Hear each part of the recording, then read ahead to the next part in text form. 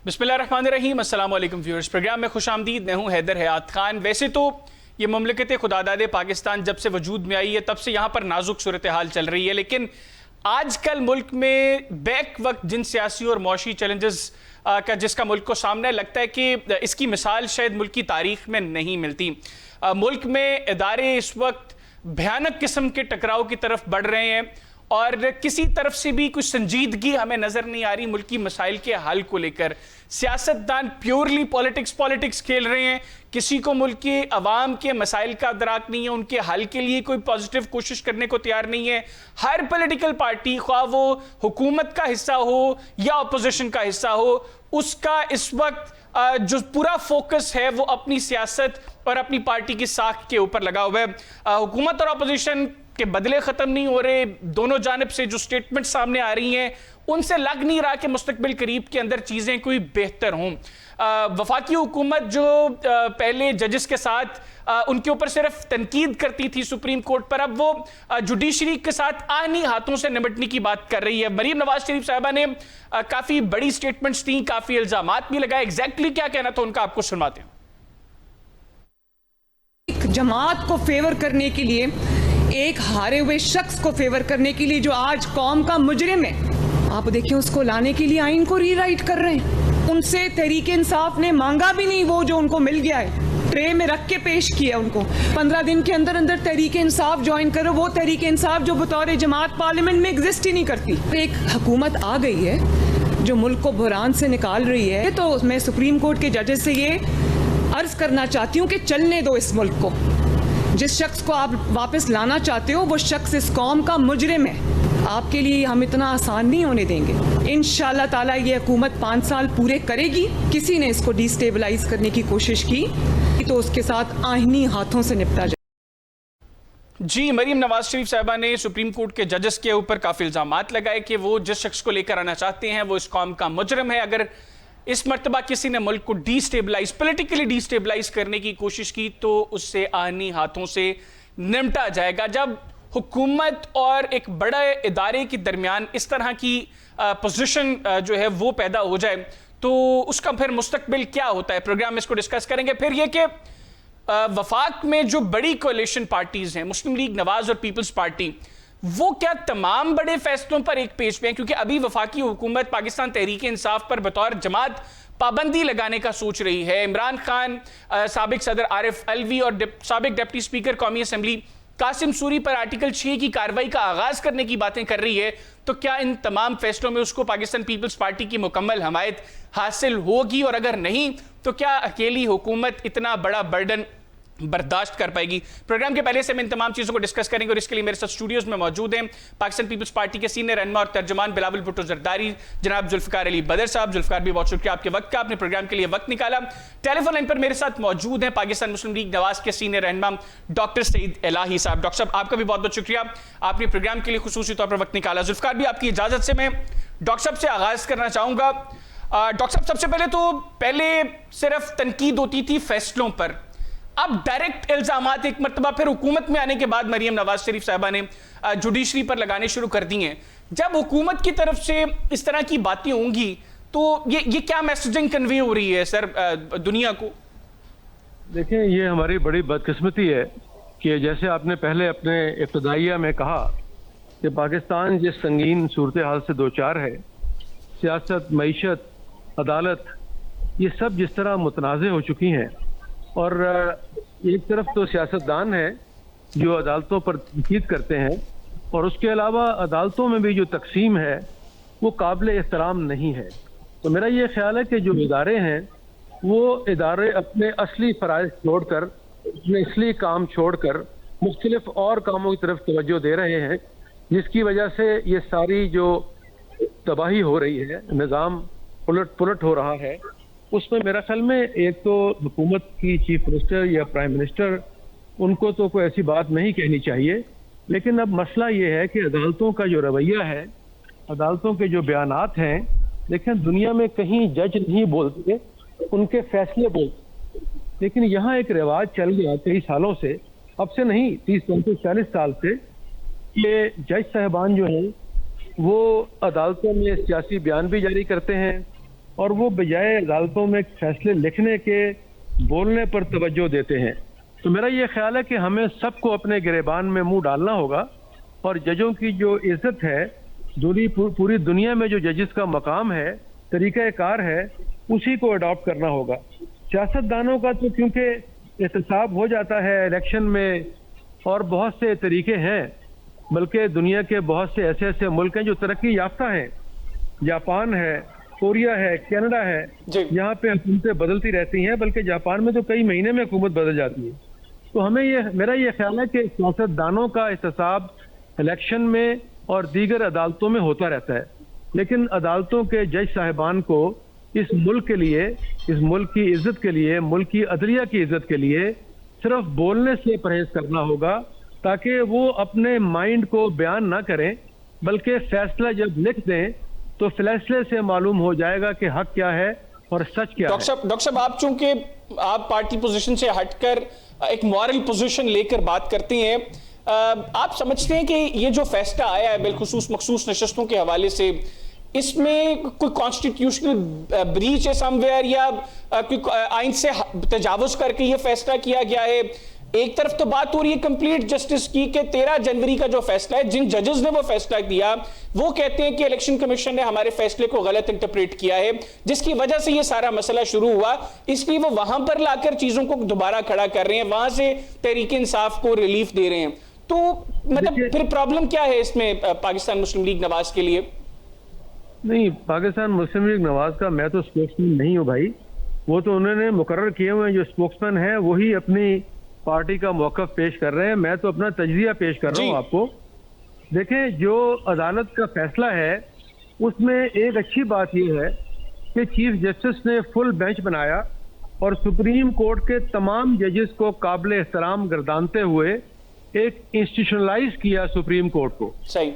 दूसरी बात यह आई कि जो फैसला हुआ वो तकसीम से हुआ, और जिन लोगों ने ये फैसला किया उन्होंने उसकी इम्प्लीकेशंस पे गौर किए बगैर ऐसा फैसला कर दिया जो कंफ्यूजन का शिकार है, जिसको इम्प्लीमेंट करना, इंटरप्रेट करना मुश्किल हो गया है। ठीक। तो मेरा ये ख्याल है कि अदालतों का काम ये भी होता है कि वो जब कानूनी फैसले करें तो ये भी देखें कि इन पे अमल दरामद कैसे होगा और किस तरह निजाम चलेगा, क्योंकि हर चीज को लपेटा नहीं जा सकता कि जीरो करके दोबारा काम शुरू किया जाए। तो मेरा ये ख्याल है कि ये एक मुतनाज़ा फैसला था और रहेगा, और इस पे बहुत बहस चलती रहेगी, इस पे अमल दरामद करना भी मुश्किल होगा। और जो हमारे रिटायर्ड सीनियर जज साहिबान हैं, वकला साहिबान हैं, वो भी उस पर अदम एतमाद का इजहार कर चुके हैं। ठीक हो गया। डॉक्टर साहब साथ रहिएगा। जुल्फकार अली बदर साहब, वैसे तो आपके साथ एक बड़ा तफसीली हम इसके ऊपर ऑलरेडी प्रोग्राम कर चुके हैं, लेकिन जो डॉक्टर सईद अलाई साहब बात कर रहे हैं कि इस फैसले के ऊपर अमल दरामद बहुत मुश्किल होगा, आप समझते हैं कि कोई ऐसी हर्डल है? क्योंकि आज तो इलेक्शन कमीशन ऑफ पाकिस्तान ने कहा है कि हम सुप्रीम कोर्ट के इस फैसले पर अमल दरामद करेंगे, गो कि उन्होंने कहा है कि हमने किसी माजी के फैसले की गलत इंटरप्रिटेशन नहीं की, लेकिन उन्होंने ये भी कहा कि हम तो इसके ऊपर अमल दरामद करेंगे। बिस्मिल्लाहिर्रहमानिर्रहीम। हैदर साहब, बहुत शुक्रिया, आपने अपने प्रोग्राम में बुलाया, आपको मुबारकबाद देते हैं, आपने ये नया चैनल ज्वाइन किया है, नया चैनल स्टार्ट हो रहा है, आपकी सारी इंतज़ामिया को, मालकान को, सारी मैनेजमेंट को मुबारक है इस चैनल की। Wish you all the best. Thank you. देखिए, जैसे ये फैसला है वैसे इम्प्लीमेंटेशन हो जाएगी, कोई ऐसी बात नहीं है। अगर जजेस ने जैसा फैसला किया है, कैसा फैसला किया, जैसा भी फैसला आया है वैसी इम्प्लीमेंटेशन कर दे। ये जैसा कैसा है, जैसा फैसला आया है वैसी इम्प्लीमेंटेशन ईसीपी कर दे। आगे 63A की भी तो इंटरप्रिटेशन आई थी, तो पाकिस्तान तो चल ही रहा है। भुट्टो साहब के ऊपर भी तो इन्होंने फैसला दिया था, पाकिस्तान तो चल ही रहा है। बाद में 40 साल बाद जाके इनको ओपिनियन देना याद आया। आप किस तरह की इंप्लीमेंटेशन का मशवरा दे रहे हैं इलेक्शन कमीशन को? मैं इलेक्शन कमीशन को कह रहा हूँ कि जैसा जजेस ने अपनी सोच की, अपनी ख्वाहिशात के ऊपर फैसला दिया है, तो वैसा इलेक्शन कमीशन भी अपनी ख्वाहिशात के मुताबिक अमल दरामद करे। जो सुप्रीम कोर्ट ने कहा है वो उसको इम्प्लीमेंट कर दें, उसकी जो भी उन्होंने ऑर्डर किया है सुप्रीम कोर्ट ने तो 15 दिन का वक्त दिया है। 39 एमएनएज उन्होंने कहा ये तहरीक इंसाफ के हैं, 41 को 15 दिन का वक्त दिया है। अगर मैं गलत नहीं हूं तो आज उनमें से 38 ने अपने बयान हल्फी भी जमा करवा दिए। देखिए, ख्वाहिशात पे फैसला है ना, तो इलेक्शन कमीशन ऑफ पाकिस्तान कहाँ जाएगा फिर? ठीक है, जजेस की जो ख्वाहिशात है वो अदारों को अपनी ख्वाहिशात पे चलाना चाहते हैं, कर दें। ये तो आईनी और आइन को अगर देखना है, आपने कानून को देखना है, फिर फैसला और होगा। और अगर अपनी ख्वाहिश पे, क्योंकि सुप्रीम कोर्ट के ऑनरेबल जजेस हैं, देखें ना इस तरह के फैसले पाकिस्तान की हिस्ट्री में, गरीब आदमी इतने पेंडिंग केसेस हैं। मुझे बताएं, मेरे वालिद का कोर्ट में केस गया, सुप्रीम कोर्ट में 4 माह चलता रहा, उसके बाद फैसला दिया। फैसला उन्होंने कहा जी हम जो बात कही है उससे बाहर जाके नहीं आपको रिलीफ दे सकते, जितना रिलीफ मांगा है विद इन दैट लिमिटेशन हम आपको रिलीफ देंगे। यहाँ पे तो फैसला जो पिटीशन डालता है वो SIC डालती है और रिलीफ PTI को देते हैं। तो भाई जैसा फैसला आया है वैसा ही रिलीफ दे दे, फिर ECP कहाँ जाएगी, रहना तो उसने यहीं पे है ना, क्या करे। ठीक हो गया। डॉक्टर सईद इलाही साहब, आप समझते हैं ये जो जुल्फ़िकार अली बदर साहब बात कर रहे हैं और माजी करीब में जिस तरह सुप्रीम कोर्ट के फैसलों के हवाले से हमने उन पर अमल दरामद देखा किस तरह हुआ, जो पंजाब और खैबर पख्तूनख्वा के इलेक्शंस का मामला था और इसी तरह की दीगर कुछ एग्जाम्पल्स, आप समझते हैं जिस तरह आपने पहले कहा कि अमल दरामद मुश्किल है, इलेक्शन कमीशन इसी तरह के लिए कि इकदाम उठाएगा और ये चीज़ें लिंगर ऑन होती रहेंगी? डॉक्टर साहब के साथ शायद हमारा राब्ता मुनक़ता हो गया। अच्छा जुल्फ़िकार अली बदर साहब, अभी आज एक बड़ी बैठक भी हुई है मुस्लिम लीग नवाज और पाकिस्तान पीपल्स पार्टी के बड़ों के दरमियान। क्या डिसाइड किया है पाकिस्तान पीपल्स पार्टी ने? मतलब जहां पर लगेगा कि पॉलिटिकल एंड सिक्योर है वहां पर जो है वो गवर्नमेंट के खिलाफ भी बात करेंगे और जहां पर चीज़ें नहीं ठीक होंगी वहां पर उनके जो है वो साथ दे देंगे उनका? बात ये नहीं है हैदर साहब, बात ये है कि जो चीज़ ठीक है उसको ठीक कहना चाहिए, जो गलत है उसको गलत कहना चाहिए। या हुकूमत और पार्लिमानी निज़ाम और जमहूरियत को बचाने के लिए पाकिस्तान पीपल्स पार्टी ने ये मुश्किल फ़ैसला किया था कि हमने वोट PMLN को देने। हमें PMLN तो हमारा सियासी हरीफ है, कल भी हमने उनके साथ इलेक्शन उनके मद्दे मुकाबिल लड़ना है, कल भी लड़ा था। और लेकिन पीपल्स पार्टी की लीडरशिप एक मैच्योर विजनरी लीडरशिप है जो कि ये समझती है कि इस मुल्क में पार्लिमानी और जमहूरियत को मुस्तहकम रखने के लिए हमें किसी ना किसी का साथ देना है, किसी ना किसी को वोट देने हैं। नहीं, साथ देना तो जुल्फ़िकार भी एक अलग चीज़ है ना। अभी देखें, आपने बिलखुसूस पाकिस्तान तहरीक इंसाफ के ऊपर पाबंदी की जब बात हुई तो पीपल्स पार्टी ने एक पोजीशन ले ली कि जी पाबंदी नहीं लगनी चाहिए सियासी जमातों पे। आप लोगों ने अपनी मिसालें भी कोट की कि पीपल्स पार्टी पर पाबंदी लगी, पीपल्स पार्टी पार्लियामेंटेरियन बनी, बाद में आप लोगों ने इक़्तिदार में भी आप लोग आए, 2008 में आप लोगों की हुकूमत भी बन गई। तो पाबंदियां लगाने से सियासी जमातों का वोट बैंक वो मुतासर नहीं होता। लेकिन आज ये बात हो रही है कि अगर नून लीग की तरफ से ज़्यादा प्रेशर होगा तो फिर आइन और कानून का नारा बुलंद होगा और मुस्लिम लीग नवाज का साथ दे दिया जाएगा।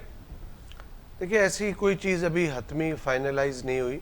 आज जो बैठक हुई है वो प्रेसिडेंट आसिफ अली जरदारी साहब के साथ जो है बातचीत हुई है, उनकी लीगल PMLN की लीगल टीम ने उनको ब्रीफ किया है। अभी ये वो पाकिस्तान पीपल्स पार्टी की लीडरशिप के साथ बैठ के बातचीत करेंगे, उनको बताएंगे कि ये मेरे तक बात आई है। फिर उसके बाद देखेगी पीपल्स पार्टी अपना तमाम कायदीन से इनपुट लेके उनकी लाएमल हिकमत अमली तब बनेगी जब सबसे मुशावरत की जाएगी। तो ये लेकिन आप क्या समझते हैं with in people's party pulse क्या है? क्या आप लोग समझते हैं कि पाबंदी लगनी चाहिए? क्योंकि इस वक्त तो तहरीक इंसाफ पब्लिक के अंदर बहुत मकबूल है। किसी भी इलेक्शन के अंदर आप चले जाएं, तहरीक इंसाफ अगर इलेक्शन जीतती नहीं है उसके उम्मीदवार तो रनर अप होते हैं या अच्छे वोट्स वो लेते हैं। तो सियासी फायदे को मद्देनजर रखते हुए पीपल्स पार्टी की लीडरशिप फैसला करना चाहती है, या आप समझते हैं कि नहीं अब बस हो गया, इस तरह के फैसले किसी भी हुकूमत के लिए भी ठीक नहीं है और इनका कोई इम्पैक्ट भी इस तरह नहीं होता? देखिए, ये तो हुकूमत ने फैसला खुद करना है, लेकिन आपका मशवरा क्या होगा? पाकिस्तान पीपल्स पार्टी, देखें, पाकिस्तान पीपल्स पार्टी की लीडरशिप का अभी तक की जो आज तक की पल्स थी, आगे जाके जो फैसला होता है और सारे लोग अपना अपना इनपुट देंगे तो पता चलेगा कि मेजॉरिटी क्या कहती है। बट जो एक जमहूरी और एक ग्राउंड लेवल पे अवामी पल्स को मद्देनज़र रखते हुए पीपल्स पार्टी की लीडरशिप की ज़्यादातर यही अप्रोच है कि किसी भी सियासी पार्टी को जो है वो बैन ना किया जाए, क्योंकि बैन करना is not a political solution. हाँ, टेबल पे बिठाना, जितना पाकिस्तान जिस क्रॉस रोड से गुजर रहा है, जितने चैलेंजेस दरपेश हैं, जितने प्रॉब्लम से हम गुजर रहे हैं और जितने चीज़ों को एड्रेस करना है, उसके लिए पॉलिटिकल सलूशन यही है कि आप कुछ माने कुछ मनवाएं, तमाम political forces, stake holders, political parties, उनके हेड्स को एक टेबल पे बुला के उनके तहफ़्फ़ुज़ात को भी सुना जाए, उनका इनपुट भी लिया जाए, बातचीत भी की जाए और उनके साथ बातचीत के ज़रिए मसले को निकाला जाए। हाँ, अगर मैं ये समझता हूँ कि अगर कोई पार्टी, जैसे पीछे एक दहशतगर्दी का 9 मई का वाक़या किया और एक पार्टी और या उसका लीडर कोई फिर से ऐसे इक़दामात की तरफ जाए, तो ये मैं समझता हूँ उनको फिल फॉर उसी टाइम कर देना चाहिए था, इतना टाइम नहीं लगाना चाहिए था। अगर आपने इलेक्शन लड़ने का मौका दिया है और उसके बाद उनको मौका दिया है कि वो आके यहाँ पे फ्लरिश करें, लोगों के साथ रवाबित रखें, सारा मामला करें, तो अब उनको सियासत करने दें और उनके अंदर से जो लोग दहशतगर्दी का या कोई ऐसा एलिमेंट मौजूद है उसके ऊपर पाबंदी होनी चाहिए। ठीक हो गया, लेकिन चलिए ये तो पॉलिटिकल पार्टीज पर पाबंदी के हवाले से हो गया ना मामला। एक और बड़ा संगीन मसला है, वो है इमरान खान साहब, आरिफ अलवी साहब और कासिम सूरी साहब के खिलाफ आर्टिकल 6 की कार्रवाई। आप इस हुकूमती फैसले को सपोर्ट करेंगे? पीपल्स पार्टी में कोई डेफिनेटली आप लोगों की इंटरनल डिस्कशंस तो हुई होंगी इसके ऊपर थोड़ी बहुत। देखिए, पिछली जो पीडीएम मतलब मैं पार्टी की हतमी जो राय है उससे नहीं, मैं आपकी और जो इंटरनली जो डिस्कशंस हो रही है वो जानना चाहता हूं। मैं आपको बता रहा हूं कि पाकिस्तान पीपल्स पार्टी जब पीडीएम की हुकूमत का हिस्सा थी तो बिलावल भुट्टो जरदारी साहब ने on the floor of the house उस टाइम प्राइम मिनिस्टर शहबाज शरीफ साहब को बोला कि आप इतना कहते हैं कि जी आइन शिकनी की, आइन शिकनी की। भाई, आइन शिकनी की, आप प्राइम मिनिस्टर हैं, इनके खिलाफ मुकदमा दर्ज कराएं। आर्टिकल 5 का loyalty to the state, they have violated the constitution, तो आप क्यों नहीं करवाते? तो उस टाइम पे इतना लेट होके आज 2 साल बाद इनको याद आ रहा है।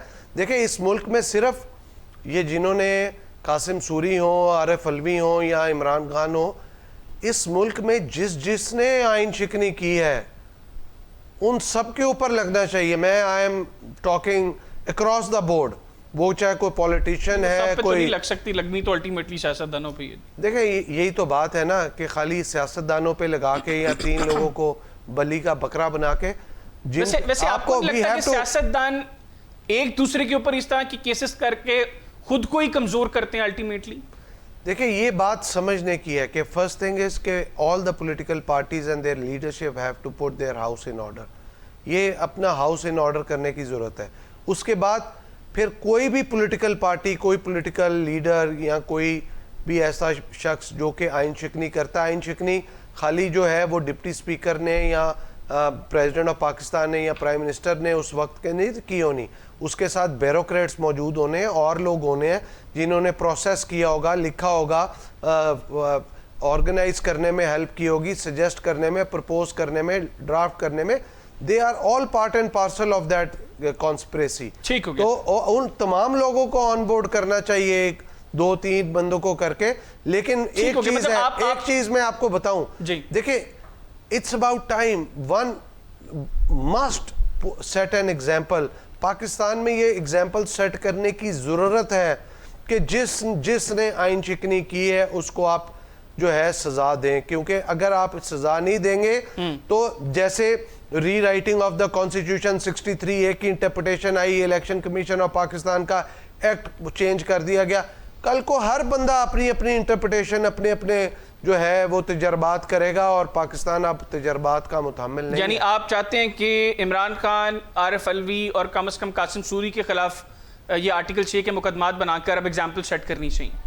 मैं कहता हूं कि उससे हटके भी जिसने बात कर रहे हैं, मैं तो कहता हूं उनसे हटके भी बैक वक्त सब पे कर दें। देखें, बैक वक्त पे तो सब पे हो नहीं ना सकती, उसके लिए होमवर्क जरूरी है। जिस का पता है कि इसने इस टाइम पे की है, उनके ऊपर का होमवर्क करें और उन सबको कटहरे में लाके खड़ा करें। ठीक हो गया, ठीक हो गया। तैयाब राशिद संधू साहब ने मुझे ज्वाइन किया है, पाकिस्तान तहरीक इंसाफ के रुकने पंजाब असेंबली हैं। तैयाब भाई, बात हो रही है पीपल्स इमरान खान साहब और आरिफ अलवी साहब और कासिम सूरी साहब के खिलाफ जो हुकूमती फैसला है आर्टिकल 6 की कार्रवाई का, गो के विद इन गवर्नमेंट भी अभी राय ये भी आ रही है कि ये बड़ी प्रीमेच्योर डिस्कशन है। जुल्फकार अली बदर साहब मेरे साथ मौजूद हैं पीपल्स पार्टी से। उनका ये कहना है कि अक्रॉस द बोर्ड अब सबके खिलाफ ये कार्रवाइयां होनी चाहिए, वो इमरान खान हो, वो कासिम सूरी हो, वो आरिफ अलवी हो या वो हो, पॉलिटिकल पार्टी या पॉलिटिकल लीडर हो, कोई ब्यूरोक्रेट हो, कोई भी हो, उसके खिलाफ कार्रवाई होनी चाहिए। तो ऐसे तो इनकी स्टेटमेंट के अकॉर्डिंग आप भी, आपकी पार्टी भी रगड़ी जाएगी। जी बहुत शुक्रिया जनाब बात ये है कि देखें, ये कहने को तो बातें बहुत अच्छी लग रही हैं और जिसे कहते हैं कि ऑप्टिक तो बहुत अच्छी है इन बातों की, लेकिन प्रॉब्लम ये है कि पाकिस्तान को आज़ाद हुए ऑलमोस्ट जो है ना 77 ईयर्स हो गए हैं। तो अगर आपने आर्टिकल 6 की कार्रवाई शुरू करनी है तो you have to go very back. ठीक है, पाकिस्तान में तो किस मोमेंट में जो है ना पाकिस्तान की आइन शिकनी नहीं की गई। बात यह कि आप अभी रिसेंट पास्ट में चले जाएं, अगर आपने आर्टिकल 6 लगाना है तो आप सबसे पहले आर्टिकल 6 लगाएं, निगरान हुकूमत पे लगाएं। आर्टिकल 6 लगाना है तो आप इलेक्शन कमीशन ऑफ पाकिस्तान पे लगाएं। पाकिस्तान के आइन में लिखा है कि जब असेंबली डिसॉल्व होगी उसके 90 दिन के अंदर अंदर आपने इलेक्शन करवाना है। उस वक्त तो किसी ने आवाज नहीं उठाई कि पाकिस्तान में जो आइन शिकनी कर रहे हैं उनके खिलाफ आर्टिकल 6 लगाएं। देखिए बात यह है कि देखिए जुल्फकार बदर साहब बैठे हैं, मेरे बड़े काबिल एहतराम है। बात यह है कि जब जुल्फकार अली भुट्टो साहब को फांसी दी गई और उसके कई दिहाइयों बाद आज सुप्रीम कोर्ट बैठ के कह रही है कि जी वो एक जुडिशियल मर्डर था और वो बहुत गलत हुआ। जब आपने 30-30, 40-40 साल बाद जो आपसे गलतियां हुई हैं उनको ठीक करना है, तो इससे क्या ये बात ज्यादा मुनासिब नहीं कि आप अगर 2-3 माह पहले आपने कोई गलती की है, आपने पाकिस्तान की अवाम के साथ एक धोखा किया है, खिलवाड़ किया है, बेशक आपने सुप्रीम कोर्ट के ऑर्डर को इंटरप्रेट गलत किया है, तो अगर ये चीजें एक टाइमली ठीक हो सकती हैं तो व्हाई नॉट। फिर आप उसको कहते हैं जी कॉन्स्टिट्यूशन जो है वो रीराइट करना शुरू कर दी है। Sir problem doesn't lies with जो ये आर्टिकल 6 कह के जो आप प्रॉब्लम्स को ठीक नहीं कर सकते। मसला ये है कि पाकिस्तान की बेहतरी, पाकिस्तान की बका, पाकिस्तान की सालमियत किस तरह जो है ना वो हम इस टाइम बचा सकते हैं। और यकीन माने कि जो इस वक्त मुआशी सूरत हाल है, आप ये जो जोर आर्टिकल 6 लगाने में ये हुकूमत लगाना चाह रही है, काइंडली मैं इनसे गुजारिश करूंगा ये आके नीचे देखें, क्योंकि इन लोगों को तो हल्के हैं नहीं है। इन लोगों ने वोट लेके तो जीते नहीं है, इनको तो नोटिफिकेशन करके फॉर्म 47 की बिना पर इन्होंने असेंबलियों पे भेज दिया है।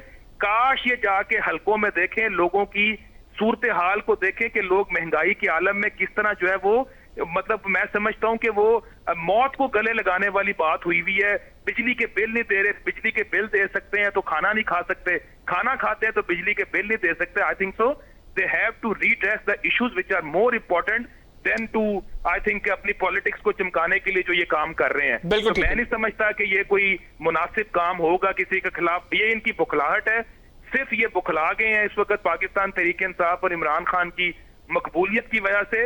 और इंशाल्लाह देखें इनकी तो अपनी जो है ना वो टांगे कांपना शुरू हो गई हैं। एक दिन इन्होंने एक बड़ी भारी भरकम प्रेस कॉन्फ्रेंस की, अता तारड़ साहब ने जो खुद एक फॉर्म 47 की बुनियाद पर MNA बने हैं, और उसके अगले दिन ही इनकी पार्टी के लोगों ने आके इसको डिनाई करना शुरू कर दिया, which I believe which is very good कि पीपल्स पार्टी ने एक पॉलिटिकल पार्टी होने का, और जो उनके साथ ज्यादतियां हुई हैं उनसे उन्होंने सीखा है अभी तक। कल को वो क्या डिसीजन करेंगे, कल को उनपे क्या प्रेशर पड़ेगा तो उनको डिसीजन करना पड़ जाएगा, ये मैं उसके बारे में कुछ कह नहीं सकता।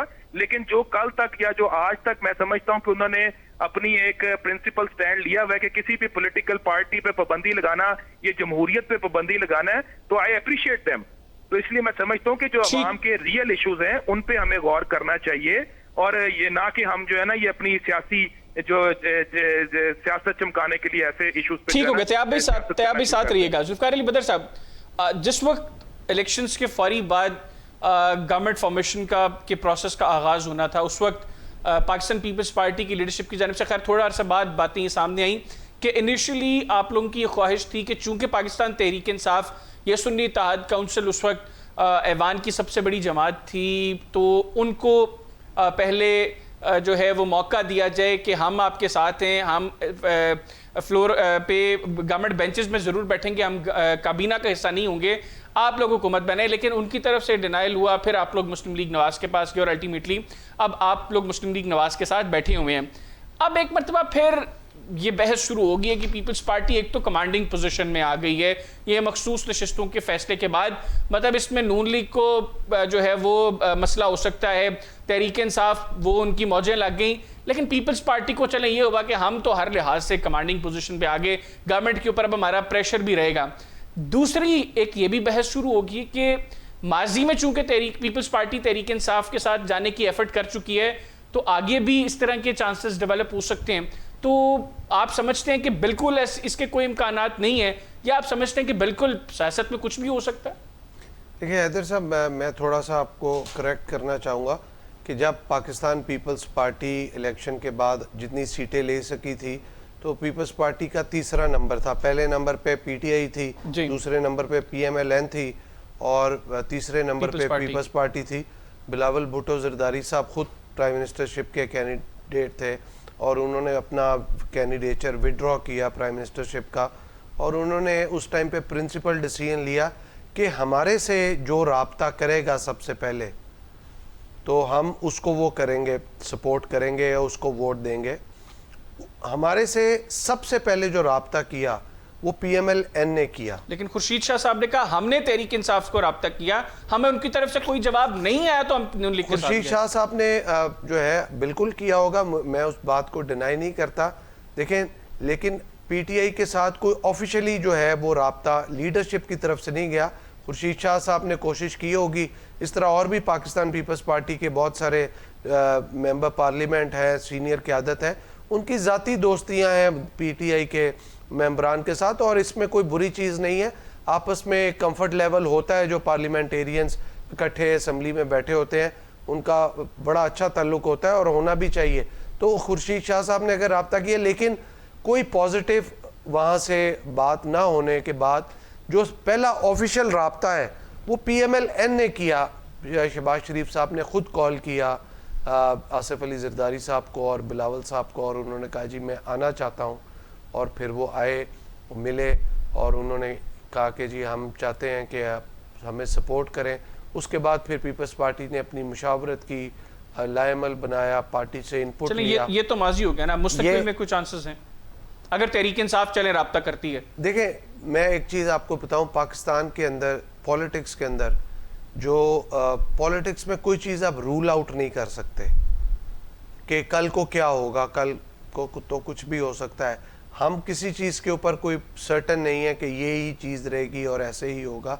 बट आजकल के मौजूदा सूरत हाल के अंदर पीपल्स पार्टी ऐसा नहीं करेगी कि एकदम यू टर्न ले और पीएमएलएन को बोले कि जी अब thank you very much PTI आ गई है, यानी आप उनको टाइम देंगे पहले फिर आप उनको थैंक यू देखें। नहीं, ऐसा नहीं होगा। उसकी वजह है कि अभी हमने जो ग्राउंड्स तो आपके पास बहुत होंगी किसी भी वक्त थैंक यू करने के लिए।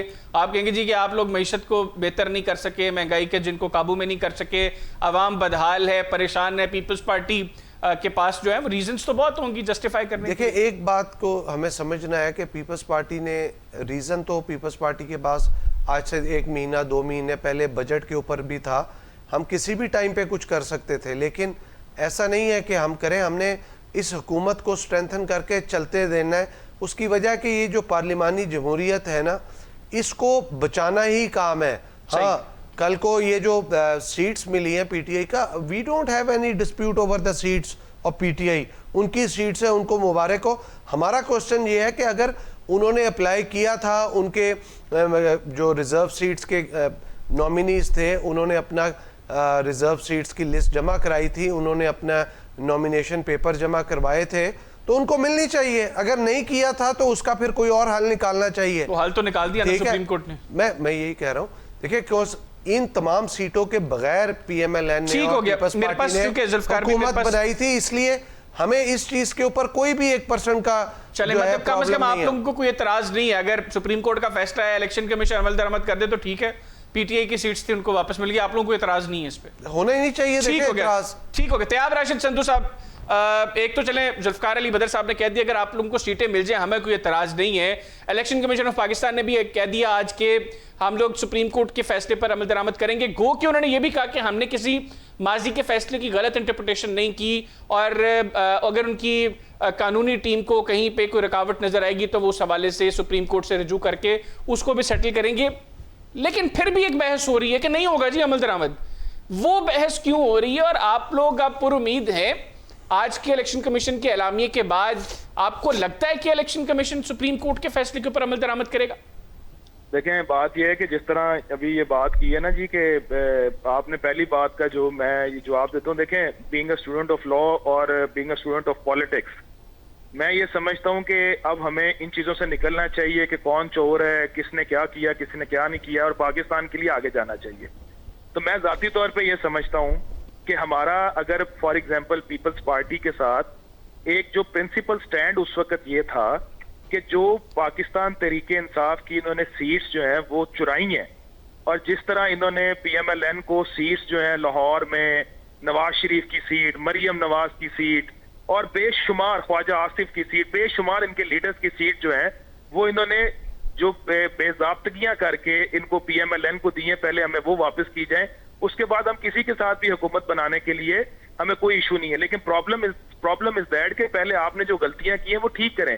दूसरी बात आपने की कि जी आप फॉर एग्जांपल पूरे मीत देखें, जिस तरह जुल्फकार बदर साहब कह रहे हैं ना कि पाकिस्तान की पॉलिटिक्स में आप किसी चीज को रूल आउट नहीं कर सकते, मैं उसी तरह ये कहूंगा कि पाकिस्तान की पॉलिटिक्स में बहुत ज्यादा जो है वो अनसर्टेनिटी है, क्योंकि ना तो फैसले जो सुप्रीम कोर्ट में होते हैं उन पे इम्प्लीमेंट इलेक्शन कमीशन ने करना है, ये फैसले भी कहीं और करने की कोशिश की जाती है, और जब फैसले नहीं अपनी मर्जी के होते तो फिर डेफिनेटली उनको इम्प्लीमेंटेशन में रुकावट पैदा की जाती है। हमें ये फैसला मर्जी के मुताबिक था या नहीं था? ये फैसला तो डेफिनेटली मर्जी के मुताबिक नहीं था। अगर अच्छा। मर्जी के मुताबिक होता तो जजों को घर से उठाकर जो है ना वो सोए हुए जजों को घर से उठाकर उनको सुप्रीम कोर्ट में बैठाने की कोशिश ना की जाती। यानी पूरी उम्मीद नहीं है फिर आप लोग? देखिए हम पूरी उम्मीद तो देखें, एक डेमोक्रेटिक सिस्टम है, ठीक है, एक आपके कानून का निजाम है, एक आपका आइन है। बेशक अभी तो जंगल का कानून है, देर आर टू लॉज, किसी के लिए कानून कुछ और है, किसी के लिए कानून कुछ और है, लेकिन फिर भी हम इस सिस्टम पर एतमाद करते हैं, हम इस कॉन्स्टिट्यूशन पे एतमाद करते हैं। इंशाल्लाह हम पूरी उम्मीद तो जरूर है, लेकिन अगर इस तरह इलेक्शन कमीशन ने दोबारा, जिस तरह पहले उन्होंने सुप्रीम कोर्ट का हुक्म आया कि इलेक्शन करवाए जाएं और उसके बाद उन्होंने शेड्यूल जारी कर दिया, लोगों ने अपने कागजात नामजदगी जमा करवाए और उसके बाद एकदम जो हवा की रुत बदली और फिर इलेक्शन कमीशन ने बेशुमार हीले बहाने और फिर बातें जो है वो पार्लियामेंट में चली गई और वो चीजें फिर उस तरह इंप्लीमेंट नहीं हो सकी। तो इसलिए इस चीज को भी आप रूल आउट नहीं कर सकते कि अभी भी जो है यानी तहरीक इंसाफ बिल्कुल पुरुमीद नहीं है। तो आप राशिद संधू साहब, मेरे पास वक्त इस सेगमेंट का खत्म हो चुका है। बहुत शुक्रिया आपका, आपने प्रोग्राम के लिए वक्त निकाला। जुल्फकार अली बदर साहब, आपका बहुत बहुत शुक्रिया, आप स्टूडियोज में तशरीफ लाए। नाज़रीन, प्रोग्राम में एक छोटा सा ब्रेक लेंगे, ब्रेक के बाद बात करेंगे मुल्क में जो दहशत गर्दी की एक लहर एक मरतबा फिर उठ रही है, उसमें अफगान सरजमीन का बार बार जिक्र हो रहा है।